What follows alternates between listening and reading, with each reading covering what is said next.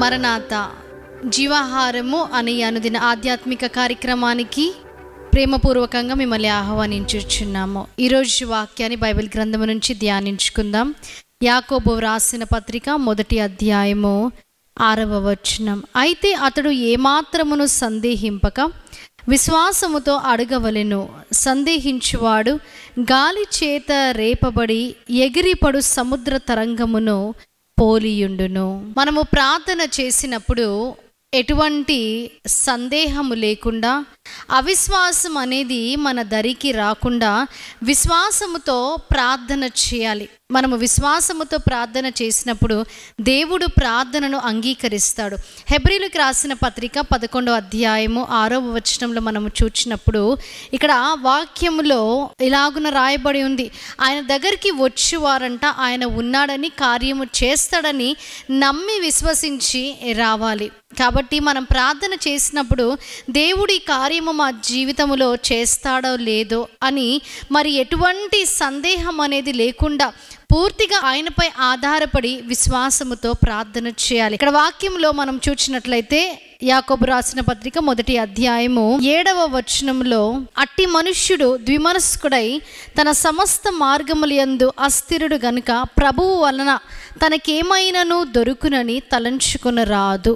అవిశ్వాసముతో ప్రార్థన చేసినప్పుడు, లేక ప్రార్థన చేసి ఒక డౌట్ అనేది మనలో ఉన్నప్పుడు, సందేహముతో మనము ప్రార్థన చేసినప్పుడు దేవుని వలన మరి ఏది కూడా మనము పొందుకోము అని రాయబడి ఉంది. మత్తయి సువార్త 8వ అధ్యాయంలో మనము చూసినప్పుడు ఇక్కడ 5వ వచనం నుంచి 10వ వచనం వరకు శతాధిపతి ఒక అతను వచ్చి యేసుక్రీస్తు ప్రభు దగ్గర వారి దాసుడు పక్షవాయువుతో బాధపడుతూ ఇంట్లోనే ఉన్నాడని చెప్పడం మనము చూస్తాం.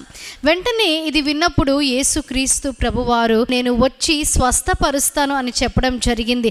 కానీ ఆ శతాధిపతి మాత్రము ఎంత విశ్వాసంతో ఉన్నాడంటే, నీవు రావడం అవసరం లేదా నేను దానికి అర్హుడని కాను, కేవలము మాట మాత్రము సెలవిము, నా దాసుడు స్వస్థపరచబడతాడు అని చెప్పడం మనము చూస్తాం. ఆయన విశ్వాసముకి దేవుడు ఆశ్చర్యపడి ఉన్నారు. అంటే అంత విశ్వాసము కలిగి ఆయన ఉన్నాడు కాబట్టి దేవుడు ఆయనని చూచినప్పుడు ఆశ్చర్యపడ్డాడు. మనం కూడా దేవుడు నమ్మదగిన దేవుడు, ఆయన కార్యము చేస్తాడు కాబట్టి మనం ఎటువంటి సందేహము లేకుండా మనము ప్రార్థన చేయాలి.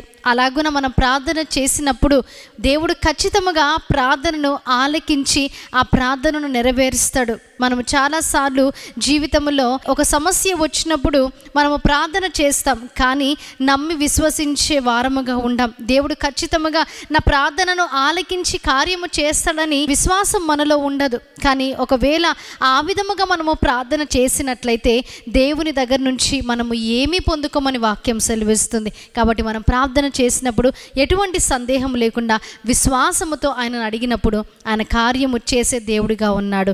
ఇటు వాక్య వర్తమానాన్ని దేవుడు మీ వినికిడిలో హృదయంలో భద్రపరిచి దీవించి ఆశీర్వదించునుగాక. ఆమేన్. ప్రార్థన చేసుకుందాం. మహాగణుడా, మహోన్నతుడా, పరిశుద్ధుడా, నమ్మదగిన మా యేసుక్రీస్తు ప్రభువా, మీకు స్తుతులు, స్తోత్రాలు, వందనాలు తండ్రి. ఉదయకాల సమయమున వాక్యము ద్వారా మీరు మాతో మాట్లాడి ఉన్నారు తండ్రి. అవును తండ్రి, ఎటువంటి సందేహము లేకుండా విశ్వాసముతో అడిగినప్పుడు దేవ మీ చిత్తానుసారంగా కార్యము చేసే దేవుడిగా మీరున్నారని తండ్రి వాక్యం ద్వారా మా అందరితో మీరు మాట్లాడి ఉన్నారు. విన్న వాక్యాన్ని ప్రతి హృదయంలో భద్రపరిచి దీవించి ఆశీర్వదించండి. యేసుక్రీస్తు నామములో అడిగి వేడుకుంటున్నాం ప్రియ పరలోకపు తండ్రి. ఆమేన్. మరణాత. దేవుడు మిమ్మల్ని అందరినీ దీవించి ఆశీర్వదించునుగాక. ఆమేన్.